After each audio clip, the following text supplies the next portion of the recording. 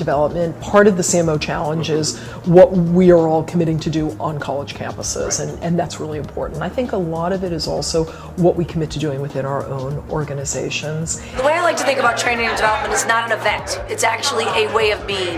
How are we constantly learning? How are we constantly doing outside in? And really importantly, we are connecting training and development, both the way we handle it at the Coca-Cola Company and at Beam Suntory, to a much bigger proposition, to a way of marketing, a philosophy, a common language. As an entire corporation, we view human capital or talent or our people as a competitive advantage. And therefore, every leader of the IBM company is held accountable for very rigorous programs and targets to ensure that we are recruiting the right kinds of people, we're bringing the right kinds of people into the company, we're developing their skills, we're moving them to the right opportunities, because that's something that is so important to our success as an enterprise. At GE, we spend literally $1 billion a year training people.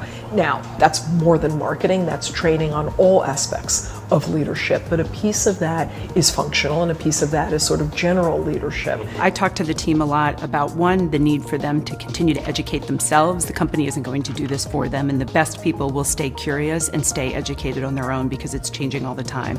We do have a standard training curriculum. I think it's pretty good, but we always look for ways to get better. Finding people who come at marketing from a different lens. There are all kinds of folks here at GE, whether they're strategic marketers or product marketers or brand marketers. There are people with software backgrounds, there are people with manufacturing backgrounds, and I think the sort of ecosystem, the interplay amongst all of us is also a form of training. And identifying the key skill gaps that we need, whether it's a data scientist, people who know marketing analytics, people who are social natives, people who come from companies who may be very different than ours. What's our plan to acquire those skills? Those books have been written, and now the books are being written about the generation of the external landscape and the marketing landscape that we're living in. And then from that flows a training and development curriculum that we expect all of our marketers to participate in. You know what our biggest challenge is? Our folks will sign up for a work session, and their boss asks them to step out of the meeting in order to do work. So we're going to connect that boss and that person's attendance to their evaluation every year so that the marketer gets to go when he signs up for the class, and we're going to make the supervisor and manager a part of the system. My evaluation every year absolutely includes in the top 3, how am I doing with talent?